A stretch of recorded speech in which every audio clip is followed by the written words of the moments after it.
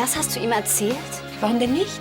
Weil es immer noch meine Sache ist, ob und wann ich jemandem so intime Sachen aus meiner Kindheit erzähle. Was stellst du dich denn jetzt so an? Hör endlich auf, dich ständig in mein Leben einzumischen. Und zwar heute noch. Was ist denn los? Freust du dich gar nicht? Immerhin sorge ich dafür, dass Ansgar morgen nicht gegen dich aussagen kann.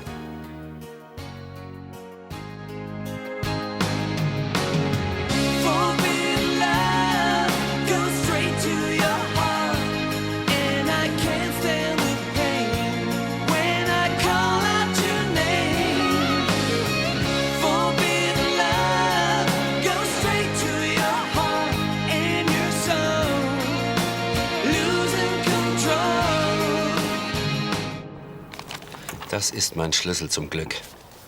Und für Ansgar das Ticket in den Knast. Das hätte gar nicht besser laufen können. Die Lahnstein Holding muss Schadenersatz in Millionenhöhe abdrücken und den Bach runtergehen. Und ich muss überhaupt nichts dafür tun. Die von Berneck hat alles zugegeben? Alles. Hier steht es schwarz auf weiß. Dass Ansgar den Zulieferer bestochen hat, dafür gesorgt hat, dass verdorbene Milch auf den Markt kam und die Gesundheit von Tausenden von Kindern gefährdet wurde. Das ist ja wirklich unfassbar. Ja, sag ich doch.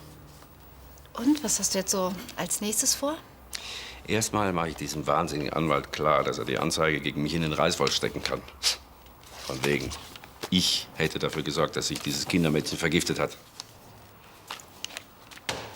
Und dann werde ich der Sippe auf Königsbrunn dieses Geständnis unter die Nase reiben. Ich freue mich jetzt schon auf ihre blöden Gesichter. Adrian, das hast du wirklich gut.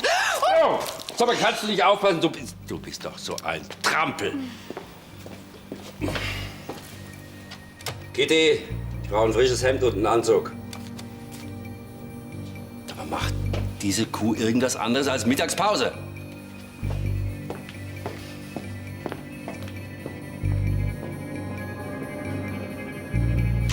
Kitty! Ich kriege heute echt gar nichts hin. Mach doch ein Projekt für dein Architekturstudium raus, wohnen in Kisten. Ganz bestimmt nicht. Aber wenn ich so weitermache, dann treffe ich noch irgendeine Wasserleitung. Komm, ich helfe dir gleich als Gegenleistung für deinen super Kartoffelsalat. Lieber nicht. Du hast hier mit einer Perfektionistin zu tun. Beim Handwerkern bin ich unausstehlich. Ja, ist kaum zu überhören. Aber dass du so schlecht drauf bist, das hat, glaube ich, einen anderen Grund, oder? Fabian, hör mir damit auf. Ich kann an nichts anderes denken, hab totales Herzrasen, das ist echt peinlich. Du hattest recht, so kann's einfach nicht weitergehen.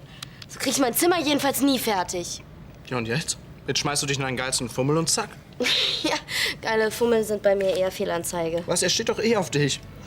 Ich weiß nicht. Ich weiß nur eins, Lisa findet das bestimmt nicht so lustig. Na und? Hat Fabian ein Schild umhängen, Eigentum von Lisa Brandner oder was? Nein, aber Nichts aber. du meinst, ich hätte noch eine Chance? Ergreif sie. Immerhin. Also er ist nicht mit Lisa zusammen, das hat er mir selber gesagt. Und Fabian und ich, wir haben eine Menge Gemeinsamkeiten. Wir können stundenlang reden und... Ja, also.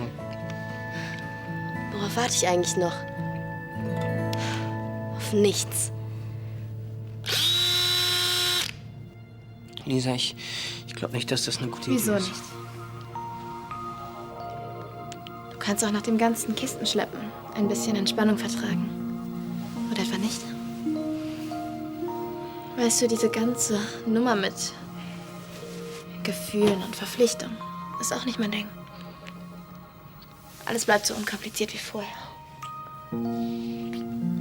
Oder gefalle ich dir etwa nicht?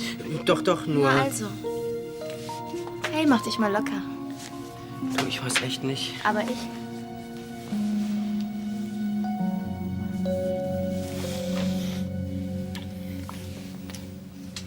Wo hast du denn das gefunden? Hannes Bücherkiste? Ist doch meins. Mutterschrift.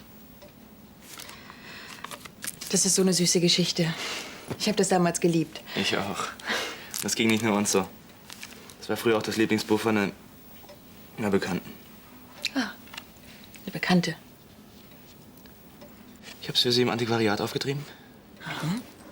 Fred hat ihr mal in einer ziemlichen Krise geholfen. Ah, Fred ist das Überfrettchen, ja. Der Retter in allen Lebenslagen. Aber an den kommst du nicht ran. Mir wird schon reichen, sie sich einfach über das Buch freut. Gräfin Lahnstein? Herr Schneider wartet in der Halle. Danke, ich komme. Sie freut sich ganz sicher.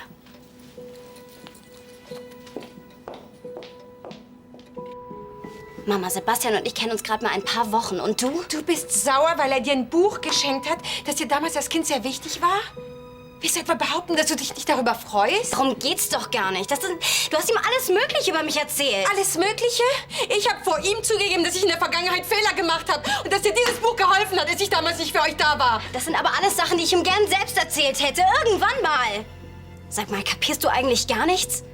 Mir fällt es schwer genug, unsere Beziehung geheim halten zu müssen. Weiß ich doch. Erstmal muss der Fall Hannes von Anstetten abgeschlossen sein. Und bis dahin geht mein Privatleben niemanden auf Königsbrunn etwas an. Auch Sebastian nicht. Okay, das habe ich begriffen, ja? Dann halte ich in Zukunft aus meinem Leben raus. Es ist schon kompliziert genug.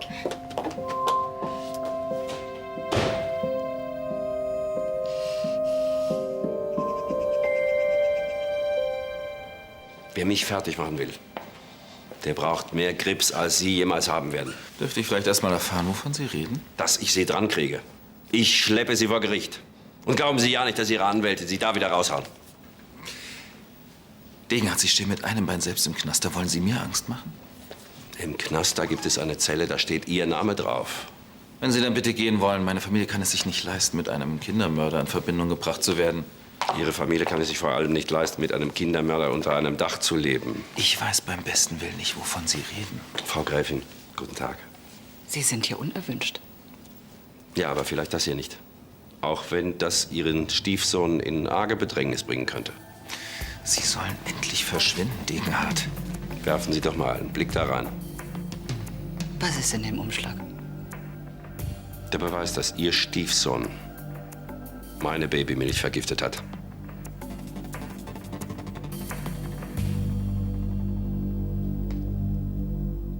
Und dann hat sie mich einfach stehen gelassen. Ja, das kennst du doch. Jetzt nimm dir die Sache nicht so zu Herzen. So ist halt Lydia. In ein paar Stunden, da kommt sie nach Hause und tut so, als sei nichts gewesen. Diesmal nicht. Warum versteht sie mich immer falsch? Sie versteht dich nicht falsch. Doch. Ich kann sie nicht mal verübeln, dass sie sauer ist. Vielleicht war ich zu indiskret. Ach, so ein Quatsch. Ich habe mir nichts dabei gedacht, Sebastian von früher zu erzählen. Er ist ein lieber Junge. Wir haben einen guten Draht zueinander und das hat sich einfach so ergeben. Ja, ich find's auch nicht schlimm. Aber sie hat momentan damit ein Problem. Sie erster Fall am Jugendamt und dann gehört Hannes ausgerechnet zu Sebastians Familie. Es tut mir so leid, dass die beiden sich nicht sehen können. Ist irgendwie so unfair. Mir läuft der Junge ständig über den Weg. Jetzt wart doch mal ab. Wenn erstmal der Fall abgeschlossen ist und sie endlich mit ihrem Märchenprinzen offiziell zusammen sein kann, dann ist die Sache vergeben, vergessen und vorbei. Du bist der Beste. Schläfst du? Nein. Ich dachte schon. Oder hat dir meine spontane Idee nicht gefallen? Doch, schon.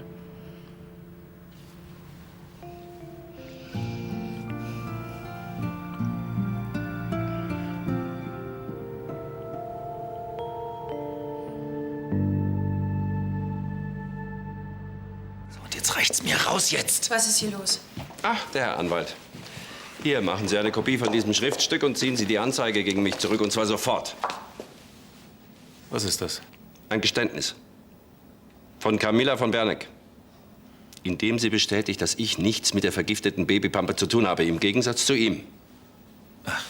Und wo wollen Sie dieses angebliche Geständnis her haben? Aus erster Hand. Von Camilla persönlich. So ein Blödsinn. Haben Sie sich irgendwas ausgedacht oder Ihre Sekretärin, die hat irgendwas zusammengeschmiert? Das Geständnis ist echt.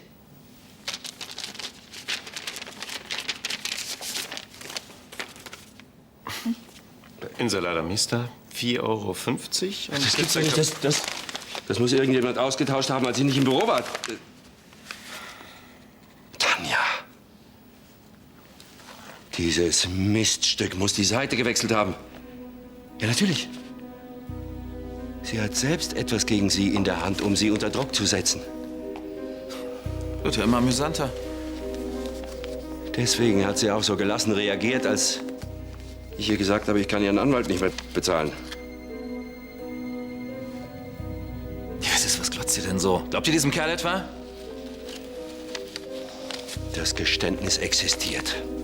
Und ich werde es auftreiben. Nicht, dass Sie bis dahin verhungern. Sollen wir vielleicht eine Pizza mitbestellen? Es ist schon schlimm, wie tief dieser Mann gesunken ist. Obwohl, eigentlich auch ganz amüsant. Ich glaube nicht, dass er sich das alles ausgedacht hat.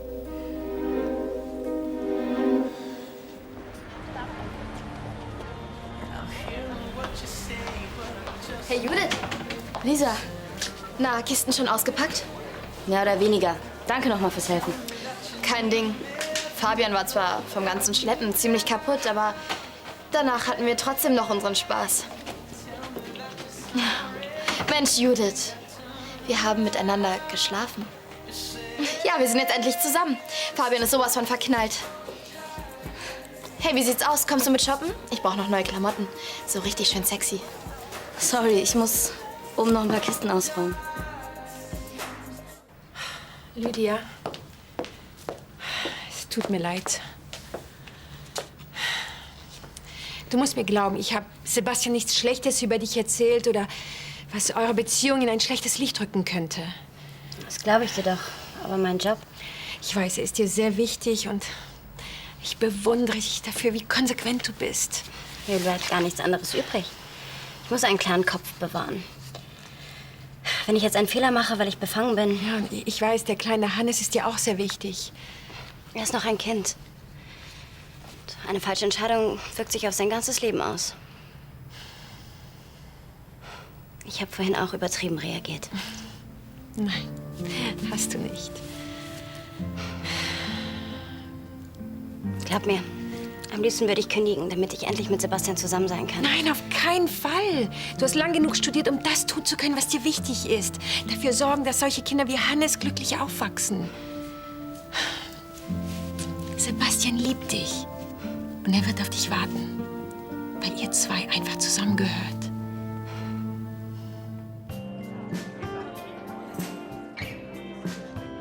Schönen Feierabend. Danke. Hey, was ist denn los? Alles in Ordnung. Falls dein Date geplatzt ist, hast du Lust auf Kino? Nee. Okay, wenn was ist, ruf an. Ciao. Hey, was machst du denn noch hier? Kaffee trinken. Ach, und was mit Fabian? Hör mir damit auf. Ach so, verstehe. Ein Treffen auf neutralem Boden. Ist doch ein guter Plan. Ich glaube, das hat sich erledigt. Ach, los, auf in den Kampf.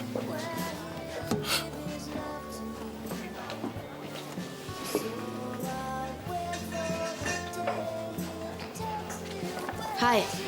Hey Judith, setz dich doch. Ich wollte dir nur sagen, ich freue mich für euch. Naja, dass ihr jetzt zusammen seid, du und Lisa. Wie bitte? Hat sie mir eben erzählt.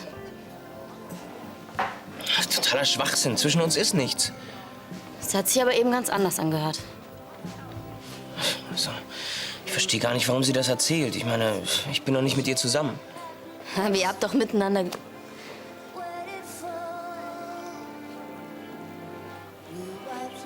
Ey, die ist über beide Ohren in dich verknallt. Hast du es nicht gerafft? Oh, Scheiße. Darauf habe ich ja im Moment überhaupt gar keinen Bock.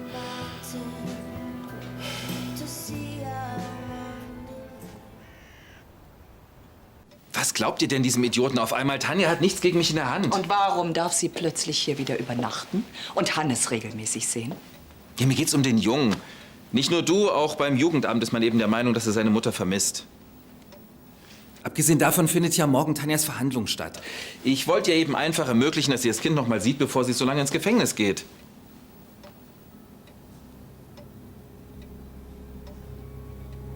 Was ist denn mit euch los? Ihr wisst doch, dass Degenhardt nur einen Sündenbock braucht. Für mich klingt seine Vermutung aber nicht unplausibel.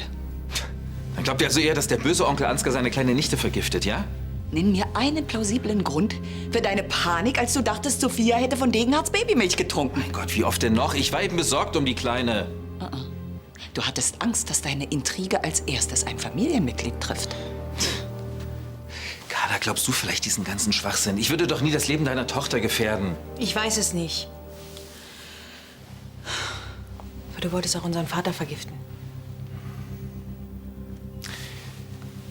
Sollte es irgendwelche Beweise geben, dass Sie dahinter stecken? Dann gehst du für die nächsten Jahre ins Gefängnis und verlierst alles, was du noch hast.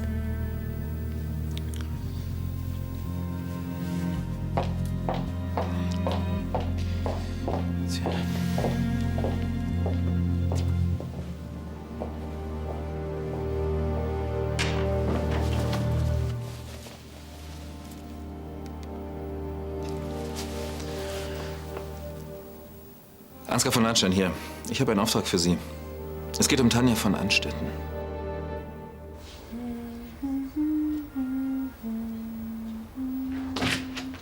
Lassen Sie sofort das Handy von Tanja von Anstetten orten, bevor sie sich absetzt. Herr Dinghardt, Worauf warten Sie? Gott, alles muss man selber machen. Frau von Anstetten sitzt in ihrem Büro. Was? Die ist hier? Adrian, endlich. Ich habe vielleicht Hunger. Sollen wir uns eine Pizza bestellen? Was hast du dir dabei gedacht? Wobei denn? Du weißt ganz genau, wovon ich rede.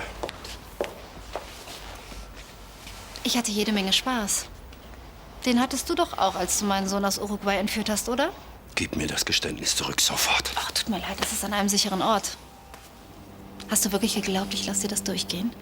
Erst verrätst du mich an die Polizei. Und dann hilfst du mir noch nicht mal, meinen Sohn zurückzubekommen? Hast du gewusst, was Camilla und dieser debile Graf planen? Ich hätte sie jederzeit auflegen lassen können. Ich habe dir übrigens auch die Chance dazu gegeben. Du hast sie leider vermasselt. Das wirst du mir büßen. Adrian, verschätzt dir nicht meinen letzten Rest an Mitgefühl. Das wirst du brauchen, wenn der Insolvenzverwalter dein Büro ausräumt. Das machst du nicht mit mir. Du gibst mir sofort das Geständnis zurück. Sonst... Gewalt löst keine Probleme. Zumindest nicht deine. Das musste jetzt sein. Und komm bloß nicht auf die Idee, mir was wegzuessen. Ich hab ja keinen Grund. Sei froh. Das heißt, dein Gespräch mit Fabian war nicht so prickelnd? Es war sogar sehr prickelnd. Ich werde Fabian einfach so schnell wie möglich vergessen. Einfach vergessen? Ha, verrätst du mir, wie das geht? Er hat mit Lisa geschlafen, reicht das? Fabian und Lisa sind zusammen. Eben nicht. Weil Fabian keine Lust auf eine Beziehung hat, sondern einfach ein bisschen Spaß will. Tja, weißt du, Männer machen halt manchmal komische Sachen. Aus Frust, weil sie nämlich bei der richtigen Frau nicht landen können. Ja, Pech für ihn. Ich habe keinen Bock auf einen Typen, der die Frau nur ins Bett kriegen will und dann tschüss. Vielleicht siehst du das auch einfach nur zu pessimistisch. Fabian ist für mich abgehakt. Komplett. Hallo Mädels. Schoko oder Vanille? Ich muss los. Tschüss. Da bleibt mehr für uns übrig. Ja, ja. Meine Tochter ist gut gelaunt. Heißt das, ihr habt euch ausgesprochen? Vielleicht reagiere ich manchmal wirklich ein wenig zu heftig. Ja. Von wem du das wohl hast? Mamas Vergesslichkeit habe ich zum Glück nicht geerbt. Oh, warte mal. Nicht so schnell, sonst holst du sie schon bei der Haustür ein. Ah, du meinst, ich soll ihr einen Vorsprung lassen, so ungefähr bis Königsbrunn? Papa, manchmal hast du wirklich gute Ideen. Bisschen Schokolade? Ich knall dich ab. Du wiederholst dich, dann tu's doch bitte endlich. Adrian, gib's zu. Du bringst es einfach nicht übers Herz, eine alte Freundin zu töten. Verschwinde aus meinem Büro.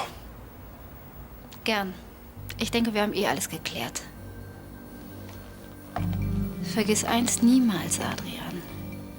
Ich bin immer ein bisschen cleverer als du.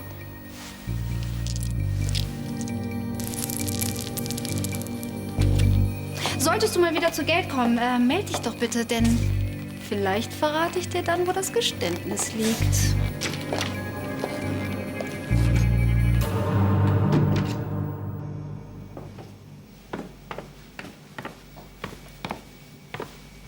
Katja. Hallo, Sebastian.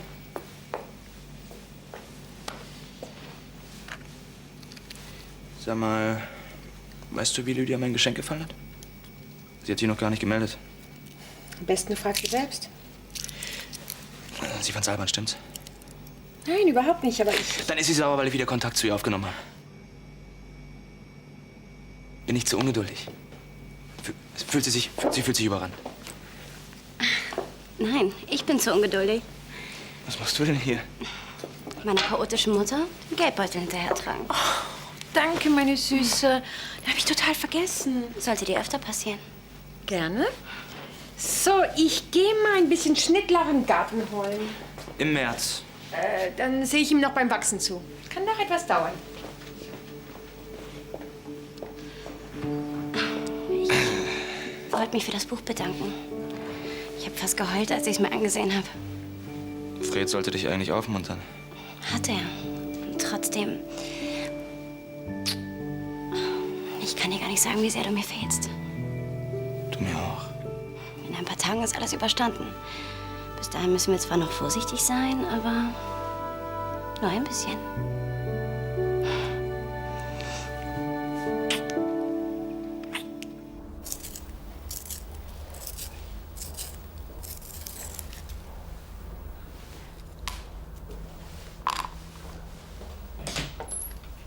Wo ist denn deine Herrscher an Mitarbeitern? Gekündigt, weil der neue Chef unzumutbar ist. Mitarbeiterversammlung, Tanja. Um zu überlegen, wie sie dich loswerden? Um zu überlegen, wo der nächste Betriebsausflug hingeht.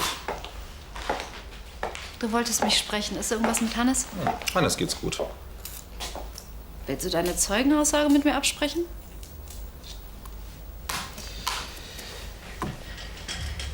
Ich lass mich nicht mehr länger von dir erpressen, Tanja. Ich erpresse dich ja gar nicht. Ich bitte dich nur um einen kleinen Gefallen. Schön. Dann gib mir das Band, das mich belastet, und Camilla von Bernigs Geständnis. Geständnis?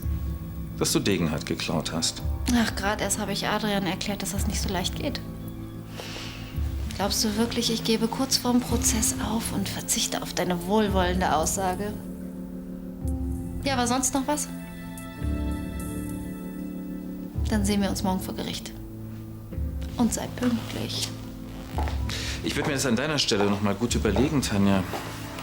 Überlegen? Ansgar, ich bin blond.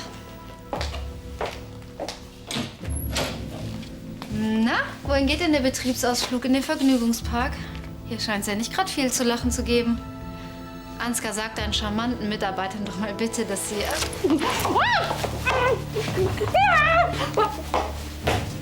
Tja, ich glaube, jetzt machst du mal einen Ausflug.